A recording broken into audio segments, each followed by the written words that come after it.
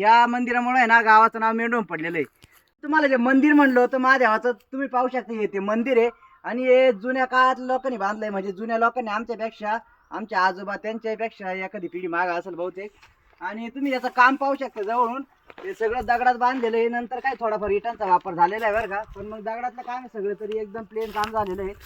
आणि आता या मंदिराची ऐतिहासिकता म्हणजे अशी का मंदिरामुळे आहे ना डायरेक्ट गावाचं नाव मेढोम पडले. आता ते कसं पडले ते तुम्हाला सांगतो. जुने लोक असे सांगते का इकडं नंदीचे मेट टेकले होते. मेट म्हणजे गुडघे जे राहते ना आपले नंदीचे, ते बसले होते एखाद्या बा.